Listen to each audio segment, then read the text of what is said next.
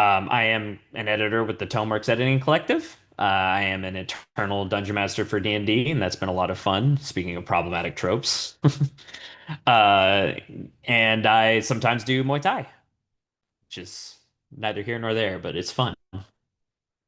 So, to get us started on today's discussion of problematic tropes, and I want to open the chat to see people messaging about this, but um, have you ever DNF'd a book or stopped watching something because a character, a plot point, or set dressing rubbed you the wrong way? I'll say this, my DNF tolerance is really high. So Oh yeah, I will read it and be like, ugh, gah, and then continue reading. yeah. I think yeah, mine is pretty high too. It kind of depends also on what my expectations are going in, or and what I have already kind of consumed recently. Um, like for instance, I'll talk about this a little bit later, but the House of the Dragon, I really tried to get into it, and we open with yet another woman being, kind of uh, in a horrible position, brutally killed, essentially, in service of another male character, which is one of the tropes we're going to talk about today. But it is kind of one of those things that's like, at the time I just remember thinking like I'd already watched all of Game of Thrones, and you know how Game of Thrones was about women and assault and stuff like that, and I know the whole realism thing, but I had just had enough. I think I was sick of it, and I did not continue on with House of Dragons even though I tried. But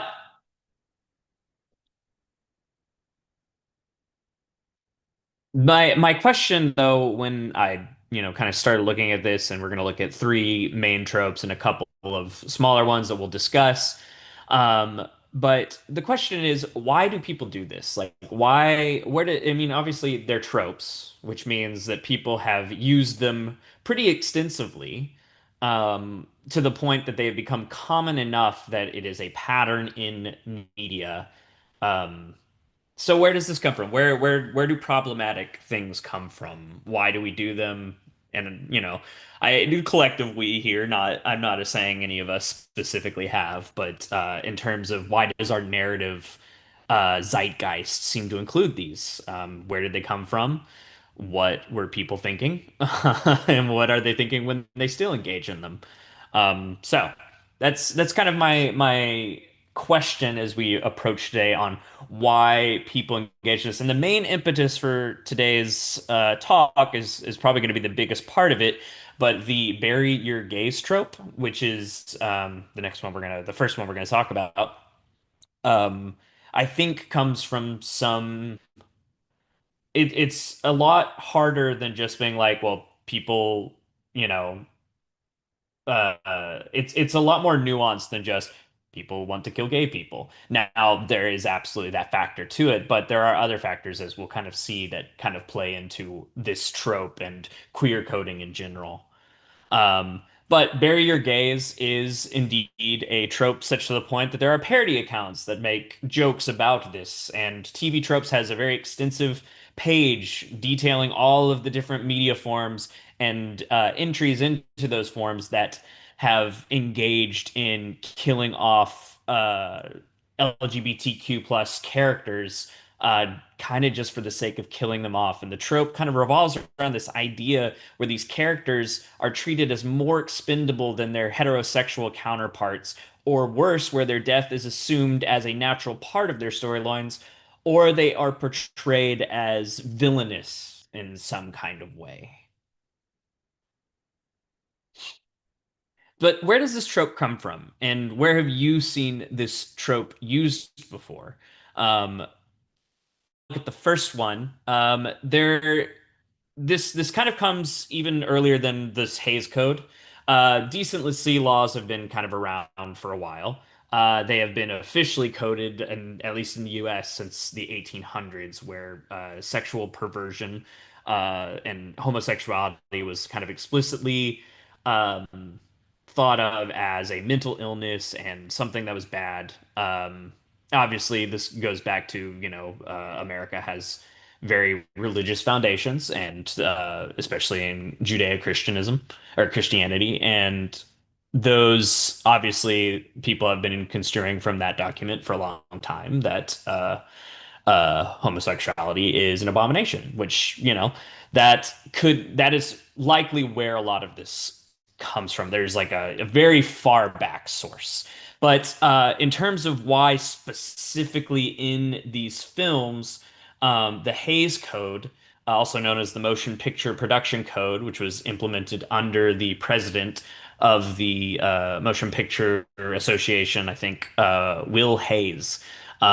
It was adopted in 1930 and impacted films from 1934 to 1968 and prohibited inferred sex perversion, among other things, such as white slavery. You were not allowed to depict slaves as white people, or slaves as white, yeah. But this implicitly included homosexuality, lesbianism, bisexuality, any kind of non-heterosexual behavior. Um, but this kind of came about because America had been going through a spat of decency laws being implemented, since the kind of mid to late 1800s. Filmmakers who wanted to include LGBTQ characters had to do so subtly, leading to this kind of act of queer coding, characterizing someone with gay characteristics, but not outright confirming sexuality within the text itself. Notable examples of this include, and Disney does this a lot, Ursula from The Little Mermaid, who is inspired by the drag queen Divine, and Joel Caro from The Maltese Falcon, who is explicitly referred to as queer and other kind of interesting terms for gay folk in the book, but he is not explicitly referred to as in the film. Homosexual characters were often required to be portrayed in a negative light in some way so that people didn't get the idea that sexual deviancy, not that I'm saying this is sexual deviancy, but that this sexual behavior was deviant and it was something that people did, not that it was connected to their identity. So it was often portrayed in a negative light, or that these actions were depraved in some way, and they would be killed off as a consequence of their actions, which led actually to two separate problematic tropes, which was the queer-coded villain and burying your gays. And we're more focusing on burying your gays, but queer-coded villains are absolutely still a trope. The original Dune book features the Baron Harkonnen is very much coded as a well, not even just coded, but he is, I think, outright considered many of his behaviors are very effeminate, flamboyant, and his sexual predilections, Predilections. predilections, thank you. His sexual predilections are often aimed at young, innocent boys, and he is often murderous and torturous with them. Um, Ian, if I can throw this out there as well, just because film history and the Hays Code, mhm. before the Hays Code came in, there was definitely a lot of things about like there were films and they were about gangsters, and the gangster would win. And what a lot of, let's say, concerned parents, just like anybody who remembers the late 80s, early 90s, when they were doing the same thing about music, about rap music and stuff like that, was they were not properly being punished. There was no moral code to it. So, in a way, this Hays Code coming in was like, you can't be a bad person and not be punished. Now, in the case of like a gangster who's murdering people and then he gets away with it, that's one thing. But the conflation between, oh, this is also something we don't want, bury your gays, stuff like that.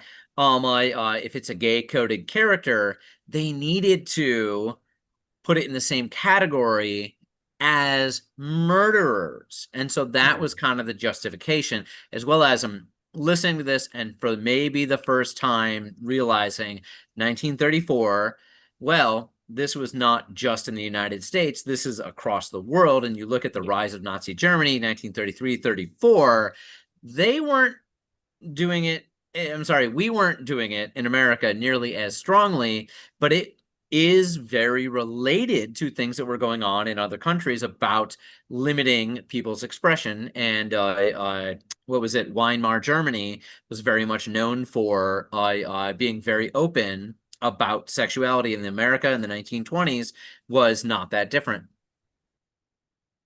Mm. Yeah, and it definitely was like a global thing. This is obviously not just limited to America. I think global attitudes about homosexuality, I mean, even to this day, there are many places where it is not safe to exist as a homosexual person or LGBTQ anything. And I would not say America is one of those places where it is really safe to do so right now either. Um, but yeah, it is definitely something that we are still grappling with to this day, and hence the need for things like pride and hence why challenging some of these problematic tropes are important. But I'm gonna. The idea of this is, where have you seen this before? The question of saying, how do we avoid this, right? And oftentimes the answer is super simple in that and a lot of these are going to be the super simple is write your characters kind of without, include gay characters, but make them multifaceted people, make them characters who are they are involved in the plot. They're not not necessarily that they can't be villains, but they're more than that. That you don't want to fall into queer coding all your villains and never having a hero that is queer coded or outright queer. You don't want to you don't want to fall into that trap of making a one-dimensional person. And I find a lot of the times that these problematic tropes come from this place of, after the decency laws and after the things that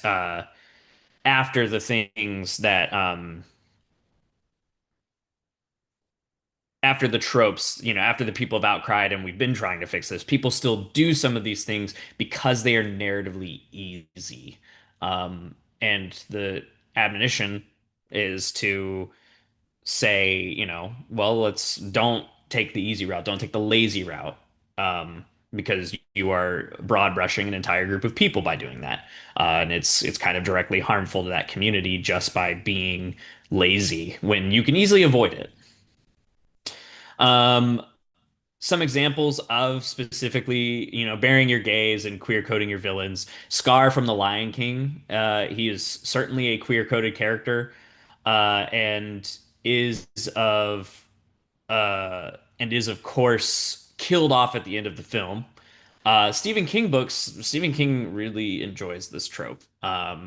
It opens with a hate crime towards two gay men, and The Stand features gay characters. Pretty much every gay character meets a grisly and memorable end in some way. Lexa from The Hundred, which I have not seen, but in the course of reading this article, she came up a lot. Her death sparked a social media outcry and renewed discussion in this trope back in 2016, when her character was killed off pretty shortly after consummating a relationship with one of the main characters. And this is obviously a homosexual relationship between them. And she's killed off very shortly, and then the other character, I believe, goes on to end up with a man. So the idea of this, you know, um, the idea of this is kind of a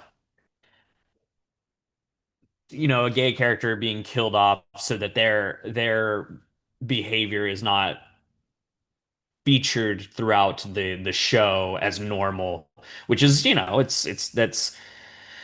it's indicative of a pattern of how we think LGBTQ um, people should be treated in real life. The no no, I feel like I even feel kind of weird saying this, but no particular author is to blame. It is kind of like just this general general pattern of how society, it's a reflection of society in this way, and it shows we have a lot of work to do. I'll put it this way, Ian. It's a trope. Yeah. Whoever started it, they learned that this is how you're supposed to do it. And Yeah. so, yes, there are some authors. I'm going to put Frank Herbert, in this. I don't think that he ever said anything particularly, against people. As pointed out in the chat, fat people, gay people, but he used the things that were available to him to make his audience feel a certain way, and he was responding to his audience. Yeah. I mean, and if you are getting rewarded for doing these tropes where people are, you write this trope in and your novel becomes a bestseller, you're not going to think you did something bad. Not in your own context. Maybe later on when people analyze it and point it out, yes, but at the time, it definitely feels like, these tropes are around because in general, society rewards that behavior. However, I do like, Lex's death obviously sparked outcry. It sparked a big discussion. It sparked a bunch of people who were really upset, who saw this as kind of a betrayal, and just didn't want to see another dead gay character. Which 100% valid. I think it is I am really encouraged that that was the response this time instead of, previously where it was just kind of a shrug or accepted as matter of course. Now that was almost 10 years ago at this point, and obviously political currents are disheartening, but will hopefully the winds of change keep blowing in the favor of treating all people with dignity. But uh, without saying, nah, I'll say it with the current president, the current administration, that seems bad.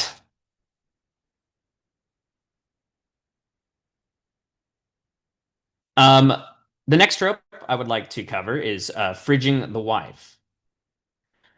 Bridging the wife is a trope where authors have the tendency to kill off a woman, usually a love interest, to further a male protagonist's plotline or motivate them in some way or establish stakes of some kind. I've obviously got Gwen Stacy pictured on the left. This is pretty common in superhero tropes. So common, in fact, that the term itself, fridging the wife or refrigerating, comes from a comic book writer, Gail Simone, uh, on their website, Women in Refrigerators, where they chronicled all of the characters that have been, all of the women characters that have been killed, raped, generally tormented, tortured, use some fashion of harmed in service of a male protagonist character or just in general. The list that they put on the website begins with, um, I am sure that it is not all female characters, but as this list should be evidence, I think this is the rough statement. Uh, it is hard to think of an example where a woman has not been treated this way in comics. Um, a character has been, they also feature depowered, which is pretty common for female characters, and not for male characters, which is interesting. Narratively, it's used because it establishes pretty easy emotional stakes to the protagonist. It can be a lazy trope and is often executed poorly without any hint of irony or subversion whatsoever. Um, it is almost like 99% of the time it is going to be a male protagonist's wife or girlfriend or something. And someone pointed out The Boys, which I think is a really good show and is generally very progressive in terms of how it has handled a lot of its narratives. But yes, in terms of setting it up, The Boys even engages, like even a show that we can simply say, yeah, the writers are clearly very progressive people and clearly have very progressive politics. They are still engaging in this trope of killing off a love interest to motivate the start of a male character story. So even this kind of problematic trope can be used by people that are well-meaning. And I don't think that killing a love interest can is always lazy or lame. Um, I think we should be killing husbands off a little bit more. You know what I mean? uh, but it is kind of a subtrope of like there is this idea of like family members, being lost to motivate a character. Often characters are orphans or something because it gives them these easy emotional stakes to grab onto to motivate them. You don't really have to think too hard about what makes this character tick. Well, we know what makes them tick. They lost someone they love. And usually, unfortunately, like Ryan, you're saying men act, women are. Yes, I think that is very, very. I don't know where that quote comes from, but I think that is very true to how people treat them in stories. Especially historically we have written women to be these kind of they're motivators like the guy hero gets the girl at the end is such a common trope, and I think this is kind of a variance of this trope. But you know it is kind of it is kind of one of those things that's like, women are set pieces. They're plot points. They are not characters. Men are characters, and that is pretty, it's pretty bad. It's disservice to, half the human world. It is a disservice to stories because there are probably so many interesting stories that you could write. That don't engage in these things, and to find more emotional stakes and more interesting ways to motivate your characters, but people just don't do it. Some famous examples. I have not actually finished the series because it kind of put me off, but the Red Rising series has the wife of the main character hung right at the beginning of the book and serves as motivation for him, the protagonist. And like we were told immediately that she is hung. And throughout the story, she serves as his main driver for why he is doing anything. Um, Gwen Stacy, obviously, I put her. Someone said Green Lantern earlier, which is literally where the trope name comes from. Um, Edgar Allan Poe with the Raven, he is the namesake for the subtrope, the Lost Lenore, which is the wife figure that has been dead before the story, and that trope probably is even more expansive than just fridging the wife in general. Like, I can think of several stories that I saw this year. I mean, John Wick starts with, his wife has been dead before the start of the story. And the D&D movie has a dead wife at the beginning of the story that motivates this character, why he's doing everything he's doing. So it's a very common trope, and even in things media that we enjoy, it shows up a lot. To the degree that I think probably the general audience does not think of it as problematic. Um, but it is easy, right? Like it's one of the like that is probably the main reason people engage. There's two kind of splits of it. It is the treatment of women in general in society, and then also for many people, it is narratively it's easy. Um, so the challenge is once again, the same challenge as previous to not take the narrative easy path, but to and to challenge societal expectations because the best literature often does. Uh, the next problematic trope we're going to tackle is the token minority. I've seen some people mentioning in the chat things about um, the black character dying first in a horror movie. That is kind of a subtrope of this genre. or of this larger trope, but is a trope where an author includes a minority to meet a diversity quota, but then either kills that character, does not use them in any meaningful way in the story, or engages in racial stereotyping, such as, the sassy black woman or the math skilled Asian. Um, and they've got a couple examples of the single character featured in the main cast who is a person of color. uh I did kind of I saw the Incredibles and I was like, dang, even the Incredibles. But then, Disney being such a such a behemoth in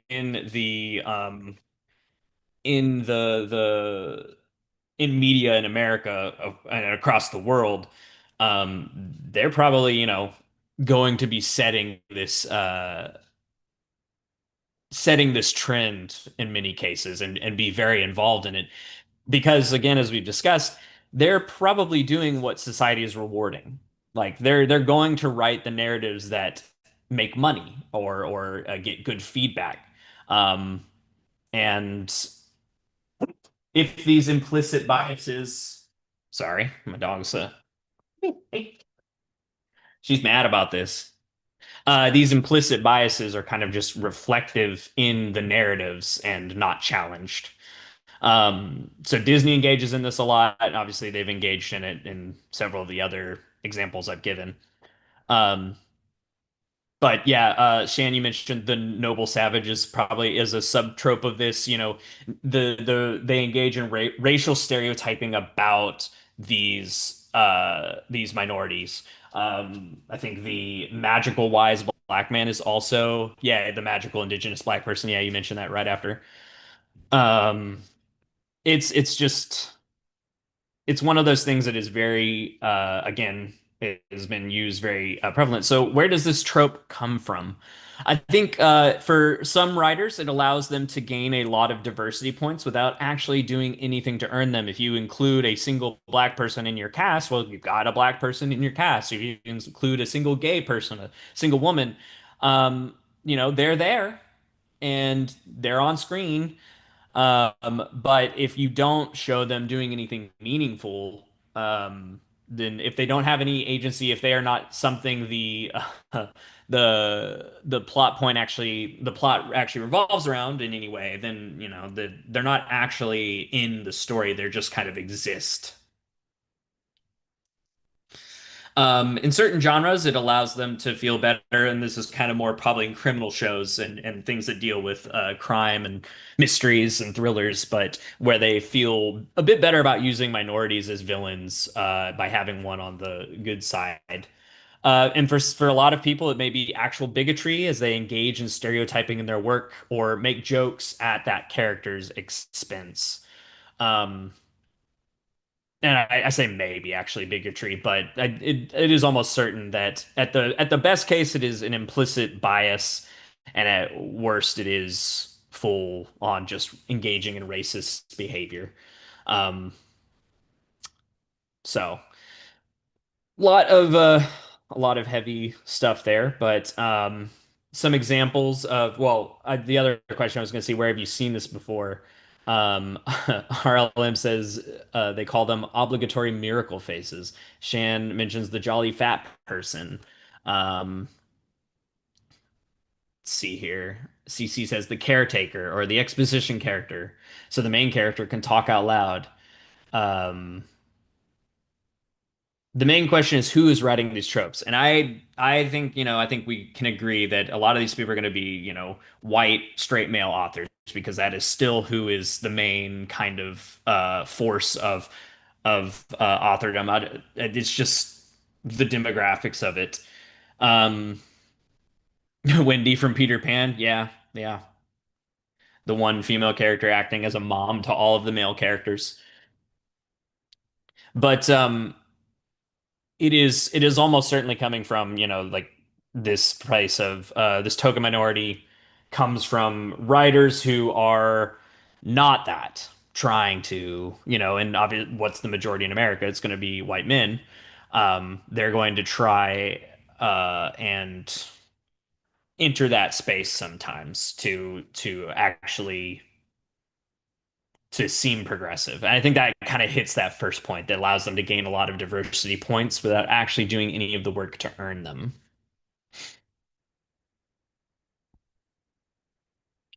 Some examples from this, Tolkien from South Park is a play on this, such that they had an entire episode devoted to them finding out that his name was not Token, but it was Tolkien. Um, and they even go on in the episode that you are a horrible person if you ever thought his name was Token, despite having made that joke for many seasons prior to that.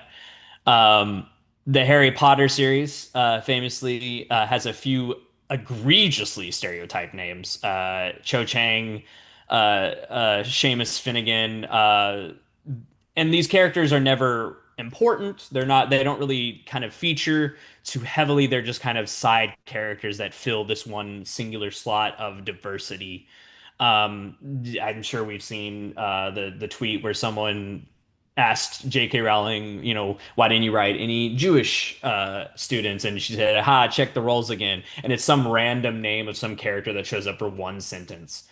Um, Meanwhile, she's being challenged on how the movies and how she's leaned into Jewish stereotypes for goblins, for example. Um, so it's kind of like this deflective barrier, right? Like you can be like, "Oh, I have this character in my series. I'm not racist." It's the same idea as saying, "Oh, I have good black friends, so I can say this about black people." It is that same logic, just taken to a uh, story point. But it again is showing up here. Mike is the only member of color in the Losers Club. As you can see in the picture, there he is. It's he just kind of Stephen King is a symbol of his times, and I think his times included a lot of these tropes. He definitely engaged in a lot of them. But I'm very curious to see. I think people have a lot of strong thoughts. Where else have y'all seen this before? I think it's important to call these out and be like, hey, let's Stephen King. Oh, Stephen King is huge on the Indian burial ground trope. Yes, yeah. I mean, one of his entire books kind of centers on that.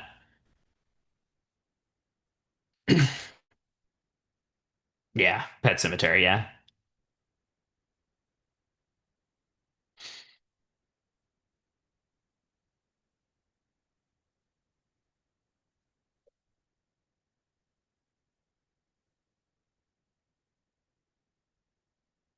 I do have some more dishonorable mentions. I could have done a lot more slides about a lot of these things. And I can still talk about them to some degree, and we can still bring up examples. But these are my dishonorable mentions of some of these things. Freak of the Week, or subculture of the week, as it's sometimes called, is usually a plot that is featured sometimes in medical or crime shows, wherein the episode deals with a subculture related crime or medical issue. And usually these aspects are exaggerated to utter depravity. For example, furries depicted as zoophiles in Fur and Loathing, I think was the episode. I think it was I forget which actual series it was from, but there have been medical episodes where they depicted a man who was a baby in his free time. Um, Probably more of a thing with like um, CSI and the sexual crime unit, the one that um, I'm trying to think of the one. SVU? Oh well. But yeah, it's typically this is feature where they'll tackle one subculture a week and really exaggerate it because their research is not done from the place of, actually engaging with the subculture. It's usually done by reading news headlines and just kind of engaging with stories at a very surface level, um, picking out, like the big crimes or whatever, and or just like just hearing about something, hearing a rumor established as a news headline or something, and then running with it, you know. Um, Empty progressivism. I think this is one. It's kind of a yeah, photo op progressives. That's a good word for it. Kind of coming from that previous trope where somebody's trying to earn diversity points. It's an author trying to make a message or statement because maybe they feel that way in real life. Um, or they're trying to do something like to kind of appeal to this audience by saying, like, for example, the Marvel's big "She's Got Us" moment where all the women line up, and they all then proceed to have one little montage, but they don't have any. They're not the emotional cores. They're just kind of bit side characters. They barely feature in the film. This is for Endgame. Or Susan from Narnia was actually Susan from Narnia was one of the characters that was featured where she declared from the movie, she declares that women can fight too, and then proceeds to not really do anything for the rest of the movie, and there's nothing meaningful that comes from that.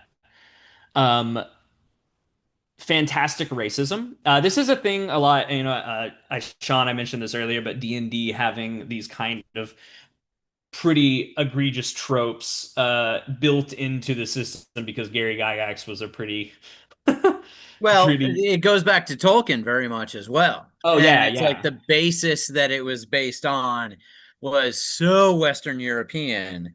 Yeah. And just really did not. I mean, where did he make it? In Wisconsin? He just really did not have any other inputs at all. And so this is definitely a thing about it, when you were talking about the systemic nature of some of these before, that it's like, like you got to admit more perspectives into your building of something than just saying, oh, yeah, that's what I think. No, you should get outside opinions for sure.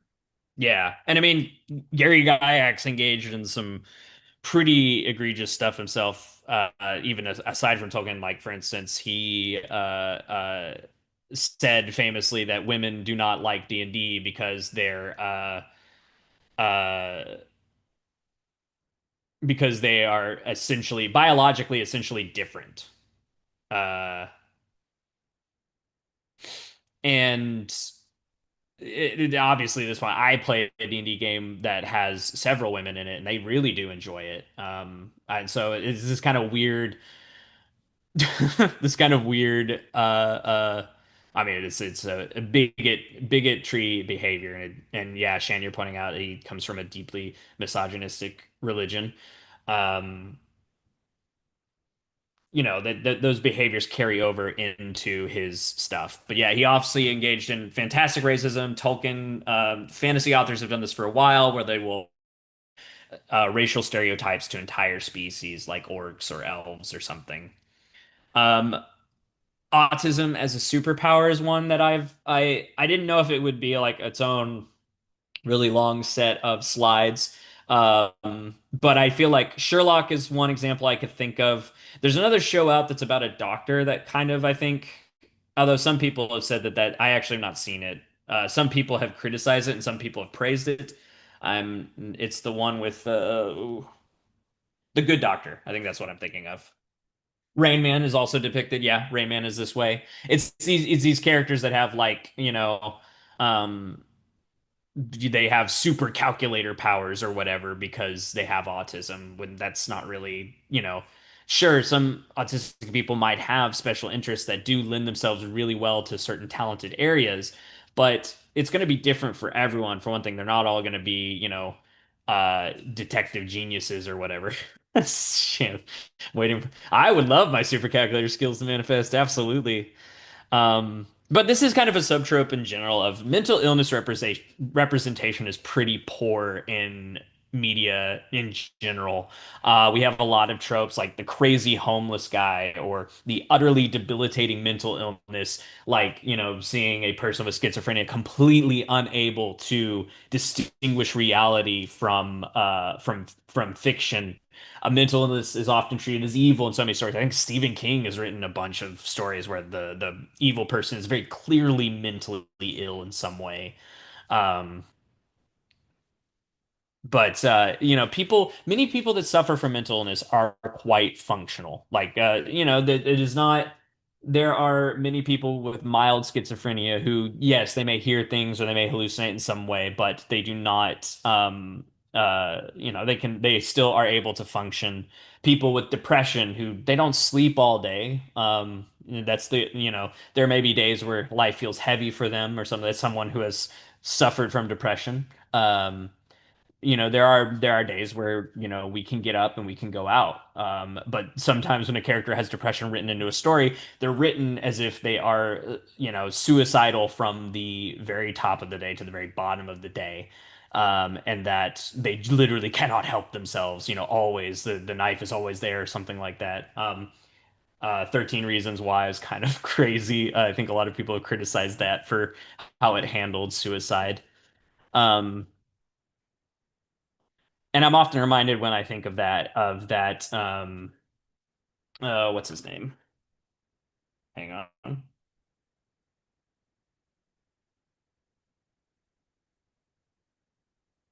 David Foster Wallace wrote about depression. Some people think, and I think we have a lot of bad ideas about suicide and depression in general. Some people think of depression as laziness or suicide as, an easy way out, people who can't deal with life. And David Foster Wallace wrote, I think, this really, who unfortunately did commit suicide at some point, at the end of his life. He wrote though that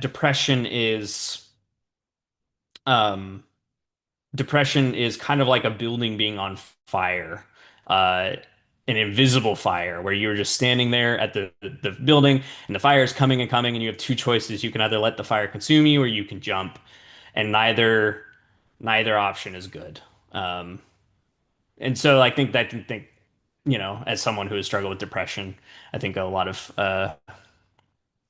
I think people who haven't tend to write it pretty pretty one-dimensional. But that's the case, right? I think a lot of people that write these tropes just have no experience, have no research. Sean, you mentioned Gary Gygax was Wisconsin, raised in a misogynistic religion, Shan mentioned. And so that is where a lot of these tropes come from. It comes from this place of ignorance. And the bigotry comes into that when they assume that that ignorance is the truth of the world, right? Um, I've been watching I see these podcast clips from, I don't know if anyone else has seen, it's called The Necessary Conversation, where a son and a daughter who are, more on the left side of things, have conversations with their parents who are very Trump MAGA, like full on, like they have merch in the background and they wear stuff. And you can actually see the dad watching Newsmax occasionally on the podcast. But it's interesting that the behavior there, this kind of idea of like the bigotry comes from they assume they know the truth of the world. Like there is no opening for, the bigotry comes in when you are presented with this other worldview and you reject it outright because of the bigoted things you believe. Uh Shan, you put a here's a trope: homely girls taking off their glasses and letting their hair down, suddenly morphing into total smoke shows. I have a vivid memory of the Scooby-Doo movie where they did that with Velma.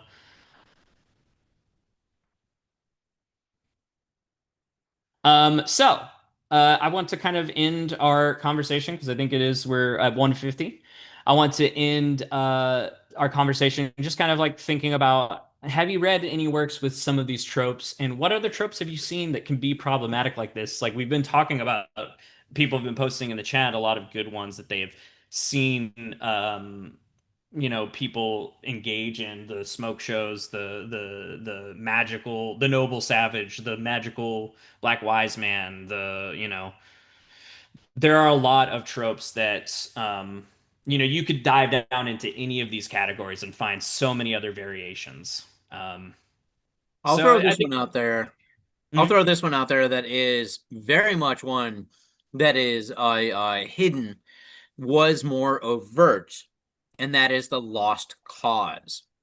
You even go back to what is it, John Carter of Mars, and this was Edgar Rice Burroughs writing very early science fiction, and he made his main character like a former Confederate soldier.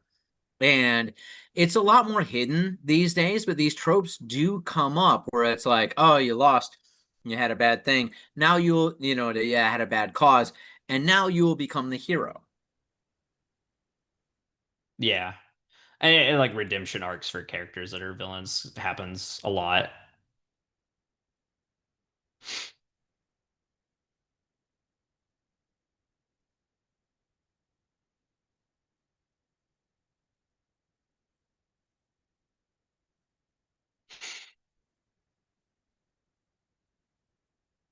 Ryan, you mentioned using space travel for morally okay colonialism. I think that's a very interesting idea.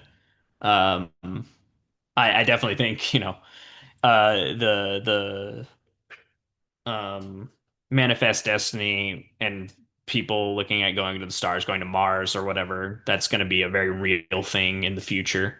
Um, and we're going to have to grapple with some very big questions about that. Shan, you mentioned a magical white person, Nettie Okorafor, in one of their recent novels. I'm so sorry if I mispronounced that, but they included a magical white person that's very fun. Yeah, and there are a lot of these. While I was looking these up, there's a lot of these. Uh, there's a lot of these tropes that have been subverted. For instance, the bury your gays one, I read quite a few. Like the Count of Monte Cristo features some women who are lesbians who do not die in the end, which is a very rare turn for a novel of that time.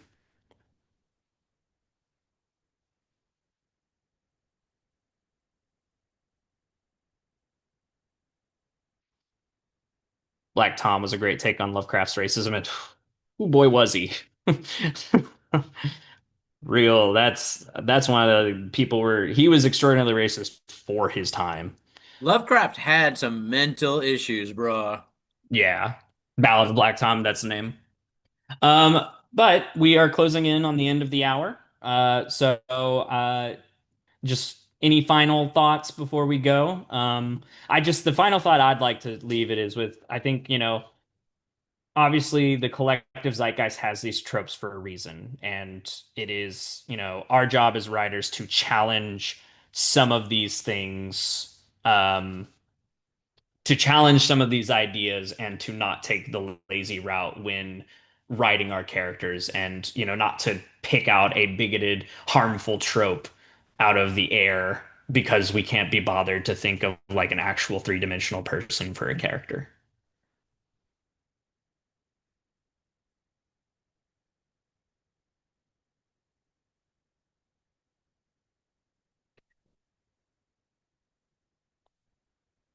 Well, I think that is it, Sean. Yeah, Anything good else to to? go, Ian. Absolutely. Thank you so much, Jack. Yeah. Yeah.